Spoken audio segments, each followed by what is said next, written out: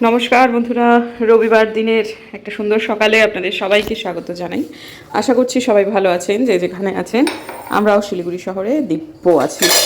আমাদের আজকে হচ্ছে ফ্রাইড রাইস, মাংসের ফিস্টি। এই যে আলপনা দিয়ে এখানে এসেছে, এসো ভেতরে। সেটা হচ্ছে এই যে দাদা নাকি ভালো ভালো বিনস আর খারাপ বিনসের পার্থক্য না বুঝতে পেরে বরবটি নিয়ে এসছে এক গাদা, বিনস এনেছে এক গাদা। গাজর আছে তো নিচে, আমি তো ওই জন্য আনতে বলিনি। ও নিয়ে এসছে আচ্ছা, সে ঠিক আছে, বিনস গাজর সব আছে, শুধু মটরশুঁটি আছে। কি বলছিস বরবটি আনতে বলেছো? বিনস আমি এক ফোঁটা বরবটি আনতে বলিনি। দেখো আমি কিছু বলিনি, আমি ফ্রাইড রাইসের চাল আনতে বলেছি। যে তুমি এক্স্যাক্টলি আমার ধারণা আছে হয়তো বরবটি খাবে, হয়তো চিংড়ি মাছ দিয়ে। কি মিথ্যে কথা বলে দেখো, মুখে কোন রকম ভাবলে সে কি কাণ্ড। আমি তো তোমাকে কাজু কিশমিশ আনতে বলেছি, কাজু আছে তো, কাজু কিশমিশ আছে। ফ্রাইড রাইস ও আছে, আমি বলছি বিনস আছে আর বরবটি, এই দুটোর মধ্যে পার্থক্য তোমাকে শিখতে হবে। আমি তো এনেছি, আমার মনে হচ্ছে তোর চিংড়ি একটু দিয়ে তুমি বরবটির ঝোল খাবে কিছু একটা। ও আচ্ছা, মনে আছে দাদা আগে বাজার করতো? হ্যাঁ, বিয়ে বাড়ির বাজার করতো, চোখের সামনে যা পেতো সব নিয়ে এসতো। গাছ ভর্তি পেঁপে, তাও পেঁপে নিয়ে এসছে। বাপরে, বুম্বাদার এক সময় কি বাজার, ওরে বাবারে, আমার মনে আছে এখনো। সেই বড় ব্যাগ। হ্যাঁ, এই তখন মা বাবা টুকটুকিদের কাছে, আমার মনে আছে এরকম সময়ও গেছে। খাওয়ার মানুষ তুমি আমি, টুপু সারাদিন তো সে কলেজে থাকতো। হ্যাঁ, আমার তখন মেয়ের বয়স কত, 5-6 বছর। আমরা কত খাবো বলো, বাজার যাওয়া মানে ওরে বাপরে, ও গেলেই একটু বেশি বেশি বাজার করে। যাই হোক, বরবটি নিচেও আছে, আমি বরবটি নিব না। ঠিক আছে, বিনস সব নিচে আছে।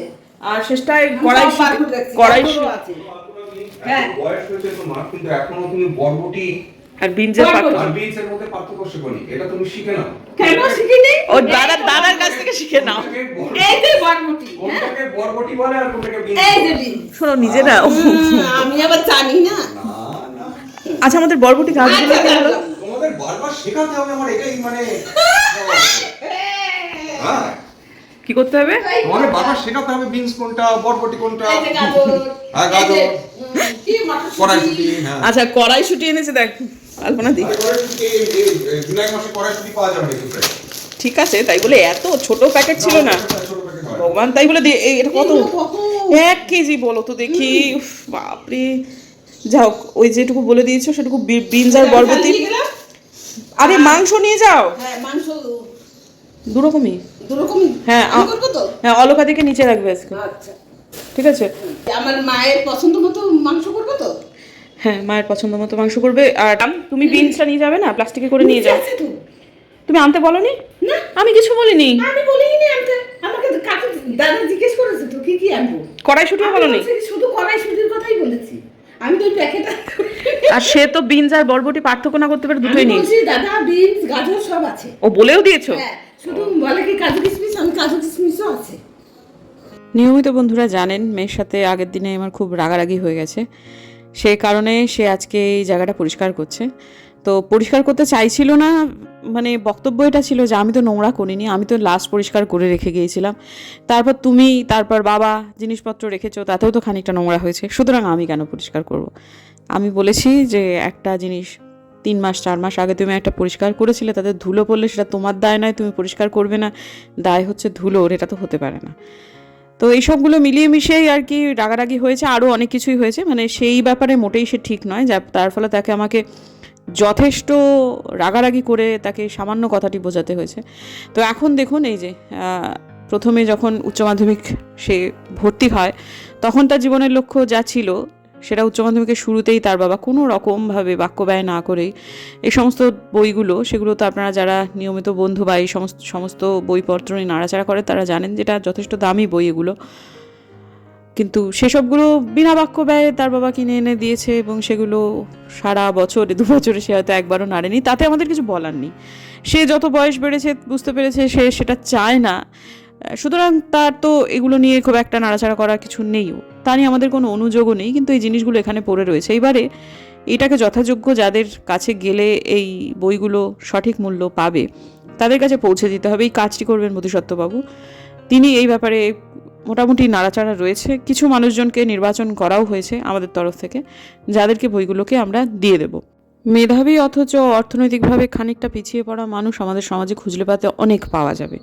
ওপরে ঝাঁ চকচকে বহিরাবরণ দেখে মানুষকে জাজ করাটা আজকের দিনে সব থেকে বড় ভুল। এটা আমরা যত বয়স বাড়ছে তত বুঝতে পারছি। আর একটা কথাও যেটা বুঝতে পারছি সেটা হচ্ছে যে যদি নিজের ক্ষমতা থাকে, নিজের সামাজিক একটা ছোটোখাটো হলেও একটা পরিসর থাকে, তাহলে তার মধ্যেই এই সবগুলো খোঁজার চেষ্টা করুন। কোনো রকম ধর্মীয় প্রতিষ্ঠান তথা বড় কোনো প্রতিষ্ঠানে আমার মনে হয় এসবগুলোতে না যাওয়াই ভালো। এই সমস্ত কাজগুলো না নিজে থেকেই একটা খুব বড় একটা ধর্মীয় কাজ, কিন্তু ঈশ্বর এ থেকেই সব থেকে বেশি খুশি হন। এর জন্য আলাদা করে কোনো ধর্মীয় প্রতিষ্ঠানে যাওয়ার কিন্তু কোনো প্রয়োজন নেই।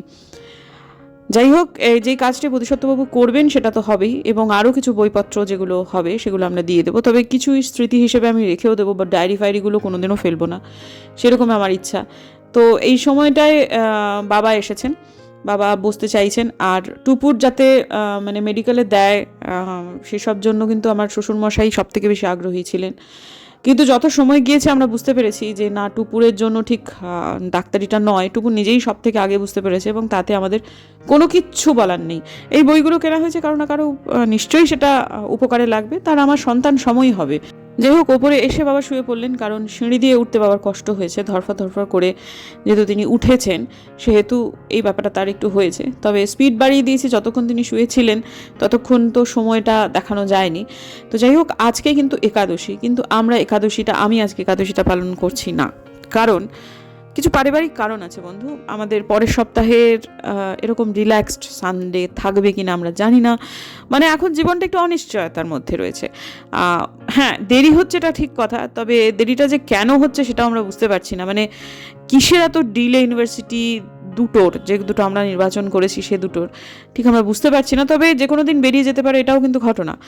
তখন পরিস্থিতি কী হবে জানি না। আজকে রবিবারটা মেয়েটার সাথে একটুখানি সুন্দর করে আমরা একটু ভালো মন্দ খাবো, গল্প করব, এইটাই আমাদের একটা প্ল্যান। তো বকাঝকা করেছি, কিন্তু কিছুক্ষণের মধ্যে আবার ঠিকও হয়ে যাবে।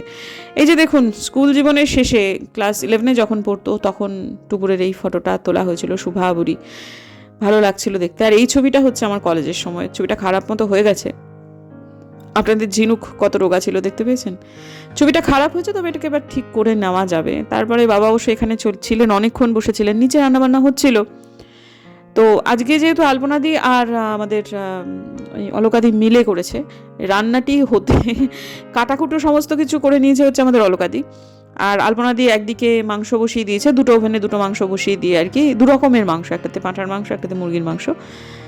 আর একদিকে অলকাদি কেটে কুটে দেওয়ার পর ফ্রাইড রাইসটা, মানে 45 মিনিটের মধ্যে আজকে রান্নাবান্না হয়ে গেছে। আজকে খুব সিম্পল আমাদের মেনু। শ্বশুরমশাই দুবেলা ফ্রাইড রাইস খাবেন না জন্য ওনার জন্য একটু ভাত আলাদা করে রাখা হয়েছে। আমাকে একটু টেস্ট করতে নিচে ডাকলো, তখন আমার কাজটা মোটামুটি হয়ে এসেছে, তবে স্নানটা হয়নি। তো নিচে ডাকলো, আমি একটুখানি গেলাম, একটু করে ইচ্ছা করেই একটুখানি বেশি নিলাম, একটা কাজু নিলাম, দেখলাম কেমন হয়েছে। আমাকে টেস্ট করতেই ডেকেছিল বটে, কিন্তু লবণটা যার পর নাই কম হয়েছিল।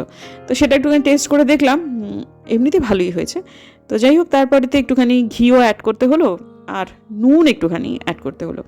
আজকাল আলপনা দিয়েও ওই আমার বরের হম্বিতম্বিতে নুন চিনির ব্যাপারে এতটাই সচেতন হয়ে গেছে যে মাঝে মাঝে একটু কম বেশি হয়েই যাচ্ছে। শুভ সন্ধ্যা বন্ধুরা। আমার এই নাইটিগুলো সকালবেলা যেটা পরেছিলাম, এগুলো তো সব বোলপুর থেকে কেনা, পিওর সুতি। সাধারণত নাইটিগুলো যেরকম হয় আমরা যেরকম পরে থাকি সেগুলো থেকে একটু বেশি দামে স্টিচ করা যেত, কিন্তু এত কমফোর্টেবল, মানে এগুলো না, মানে এই দামের নাইটি তো আমরা অনায়াসে অ্যাফোর্ড করতে পারি, আসলে পাওয়া যায় না এখানে। সব জায়গায় খুব সমানভাবে জিনিসটা অ্যাভেলেবেল নয়। তো সকালে পরেছিলাম সবুজ রঙের কাফতান, তো আমি যেটা সোনাঝুরি থেকে কিনেছি সেটা কালো, মা বলেছে শ্রাবণে কালো না পরতে, কিন্তু যে দুটো পরছি ভাই অসম্ভব কমফোর্টেবল, মানে পরে সত্যিই আরাম হচ্ছে। তো যাই হোক, অনেকেই আমাকে একটা প্রশ্ন করেছেন যে বোধিসত্ত্ববাবু কী করে ডায়াবেটিক থেকে নন ডায়াবেটিক হয়ে গেল। আমি কিন্তু উত্তরটা দিয়েছি, কিন্তু অনেকে আসলে তার মুখ থেকে সরাসরি শুনতে চেয়েছেন। আমার মনে হলো আজকে ওই ভদ্রলোকের সামনে একটুখানি ক্যামেরাটা ধরি। বোধিসত্ত্ববাবুকে অনেকদিন পর একটুখানি ক্যামেরা ধরা গেল। ভদ্রলোক এমনিতে খুব ব্যস্ত থাকেন, যার ফলে অনেকেই অনেক প্রশ্ন করেন, অনেক সময় উত্তর দিয়ে সময় অভাবে হয়ে ওঠে না একটা রোজকার ব্লগে। যাই হোক, আজকে তো ওনাকে পেয়েছে যেহেতু রবিবার, সেহেতু যে অনেকেই জিজ্ঞেস করেছেন তুমি তো ডায়াবেটিক ছিলে, তুমি সেখান থেকে সম্পূর্ণ নিয়ন্ত্রণ করে কিভাবে আবার রক্তের শর্করাকে সম্পূর্ণ স্বাভাবিক করে ফেলেছো, অর্থাৎ নন ডায়াবেটিক হয়ে গেছো, সে পদ্ধতিটা অনেকেই জানতে চেয়েছেন। আমি এর আগেও আমার কয়েকটা ব্লগে বলেছিলাম, কিন্তু সেটা আমি বলেছিলাম, তোমার মুখ থেকে কেউ মানে মুখে গরম শোনেনি যার ফলে এবার তুমি একটুখানি বলবে যে তুমি ঠিক কি কি করেছিলে যার জন্য তোমার রক্তে শর্করা মানে ব্লাড সুগার একদম নর্মাল হয়ে গিয়েছিল। মানে আমি একটা অনেস্ট কথা বলি, সেটা হচ্ছে আমি একদম শুরু করি ভোর 4:29 উঠি। 6টায় আমি কালিম্পংয়ের উদ্দেশ্যে রওনা দিয়ে দিই প্রত্যেক দিন। এই পিরিয়ডে সকালবেলা আমি কিছু খাই না, লাল চা বাদ দিয়ে আমি কিছুই খাই না। ওখানে পৌঁছে যথাসামান্য একটি মানে ডিম সেদ্ধ বা ডিমের পোচ, কখনো কখনো দুটো ডিমের পোচ বা কখনো অমলেট খাই। তার সঙ্গে ওই ম্যাগি জাতীয় কিছু একটা খাই। কেন খাই? তার কারণ ডাক্তাররাই বলে দিয়েছেন যখন কার্বোহাইড্রেট খাবেন সঙ্গে প্রোটিন অবশ্যই খাবেন। ব্যাস এইটুকুনি খাওয়া হলো। মোটামুটি 9টার মধ্যে খাওয়া কমপ্লিট হয়ে গেল, ক্লাস হয়ে গেল। ধরো এই আমাদের 1:30টার দিকে তখন আমি আবার লাঞ্চ করি ওই মোটামুটি মোমো খাই আর কি, চিকেন মোমো। সেখানে ময়দা থাকে কিন্তু যেহেতু চিকেন থাকে তাই 1 প্লেট চিকেন মোমো খাই, সেটা বিশাল কিছু নয়। তার সঙ্গে 1 কাপ কফি, চিনি ছাড়া কফি খাই, এটা আমার অভ্যাস। সেটাই দুধ দিয়েই কফিটা খাই, দুধও ওই চিকেন স্টিম মোমো খাও? হ্যাঁ, স্টিম মোমো। আচ্ছা আচ্ছা, ফ্রাইড মোমো নাও? মাঝে মাঝে খেতে ইচ্ছে করলে ফ্রাইড মোমো খাই, কিন্তু অধিকাংশ দিনই ওই স্টিমড মোমোই খাই, চিকেন মোমোই খাই। এবার বাড়িতে মাঝখানে আর কিছু খাই না, বাড়িতে ফিরে আসি সন্ধ্যে 6টা 6:30টার সময়, 1 কাপ চা খাই। তারপর আবার মোটামুটি 8:30টা নাগাদ আমি খাবারটা খেয়ে নিই। এটা কিন্তু আমার মোটামুটি প্রত্যেক সপ্তাহের রুটিন। বাড়িতে এসে কি খাও? ভাত খাই, নর্মাল ভাতই খাই, রুটি আমি খাই না, ইউজুয়ালি রাতে খাই না, অ্যাভয়েড করি। ভাত খাই, অল্প পরিমাণ ভাত খাই এবং প্রোটিনটা রেগুলারলি খাই। মানে সেটা হয় মাছ হবে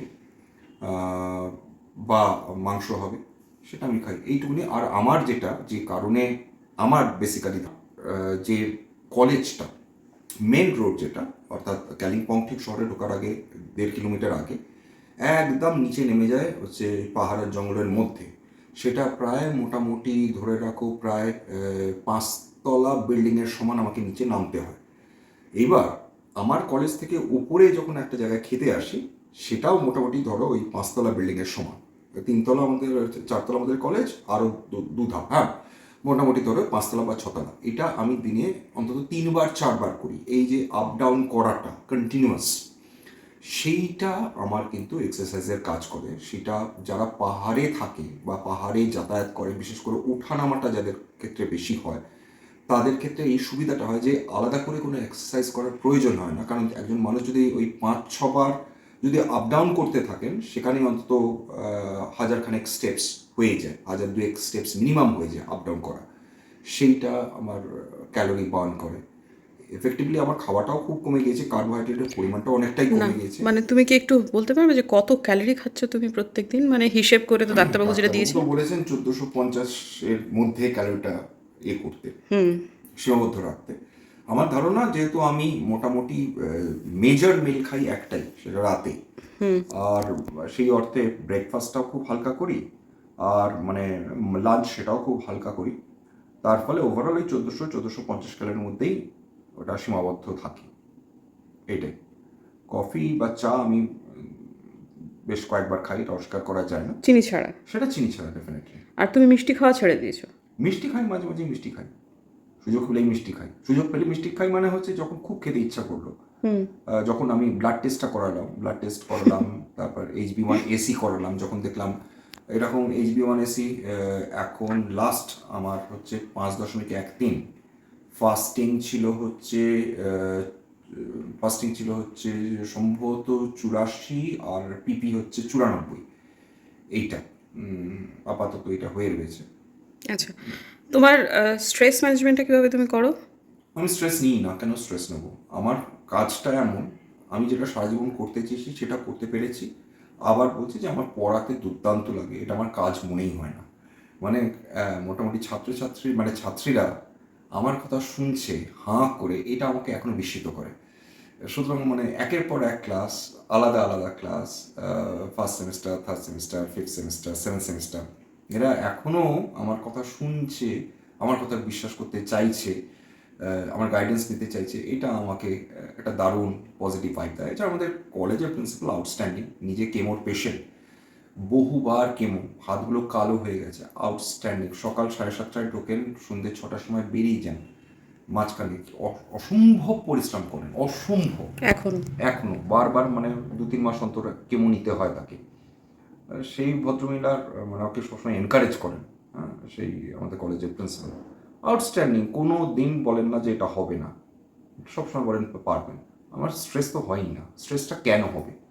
একটা ভালো ফ্যামিলি, 1 নম্বর, কন্যা রয়েছে, স্ত্রী রয়েছেন, বাবা রয়েছে, বন্ধুরা রয়েছে, সাপোর্টিভ বন্ধু, কলিগরা অত্যন্ত সাপোর্টিভ। মানে এখন সেটা সৌভাগ্য, আমার সৌভাগ্য সেটা বলতে পারো। আর এছাড়া আমি যে কাজগুলো করতে ভালোবাসি, আমি শেয়ার মার্কেটের উপর বলতে ভালোবাসি, লিখতে ভালোবাসি, মানুষের সঙ্গে আলোচনা করতে ভালোবাসি, এটা আমাকে কখনো ক্লান্ত হতে দেয় না। এটাই মানে আমি যে কাজগুলো করতে চাই সেগুলো আমি করতে পারি, এই কারণে আমার স্ট্রেসটা হয় না। জার্নিটা আমার কাছে প্রত্যেক দিন গিয়ে যারা পাহাড়ে যান তারা জানে যে পাহাড়ের রূপ বদলাতে থাকে। মানে বর্ষার সময় এক ধরনের রূপ, ভয়ঙ্কর সুন্দর, সুনীল গঙ্গোপাধ্যায়ের ভাষায় আর কি, হ্যাঁ, সেইটা শীতকালে একরকম রূপ, তারপর শরতের সময় একরকম রূপ, মানে রূপ বদলাতে থেকে পাহাড়, মানে পাহাড় চিরকালই এত অপূর্ব হয়ে থাকে। সুতরাং যারা প্রকৃতিতে ঢুকবেন তাদের সেই অর্থে মানে মানসিকভাবে ভেঙে পড়াটা খুব ডিফিকাল্ট হয়ে যায়। আর আমি মানে এক জায়গায় বসে থাকতে পারি না, আমাকে কন্টিনিউয়াস মুভ করতে হয়। এটাই মানে যেটা হয়তো বা আমার কাছে খুব মানে খুব আমার নিরাশা ব্যাপারটা দাঁড়াতে পারতো, অর্থাৎ এই জার্নি প্রত্যেক দিনে, সেটা আমাকে দারুণ ইন্সপায়ার করে। বহু মানুষের সঙ্গে পরিচয় হয়, তাদের সঙ্গে গল্প হয়, মানে নানাবিধ গল্প হয়, কখনো রাজনীতি থেকে শুরু করে, খেলা থেকে শুরু করে, কখনো কখনো এই শেয়ার মার্কেট নিয়ে নানা রকম বহু নতুন নতুন মানুষের সঙ্গে পরিচয় হয়। আমার গল্প করতে ভালো লাগে। চায়ের দোকানে যিনি চা বিক্রি করছেন তার সঙ্গে গল্প হচ্ছে, যিনি বাস ড্রাইভার, যিনি কন্ডাক্টর, যিনি খালাসি, তাদের সঙ্গে রেগুলার গল্প হচ্ছে, হা হি হচ্ছে। আর কি চাই? মানুষের সঙ্গে দুটো ভালো কথা বললে মানুষও খুব খুব সুন্দরভাবে প্রত্যুত্তর দেন। মানে হেসে কারোর সঙ্গে কথা বললে সেই মানুষটিও হেসে কথা বলবে। আমি এই ভদ্রলোকের ব্যাপারে অত্যুক্তি করছি না, ইনি আমার স্বামীর জন্য, ইনি অত্যন্ত ভদ্রলোক। আপনারা যারা এনার সাথে মিশেছেন তারা জানেন মধুসূদনবাবু অত্যন্ত ভদ্রলোক। কাজেই সেটাই। কিন্তু তোমার মেয়ের ভর্তি নিয়ে তোমার একটু স্ট্রেস নেই? না না, হয়ে যাবে, হয়ে যাবে, কোনো না কোনো জায়গায় তো হয়েই যাবে।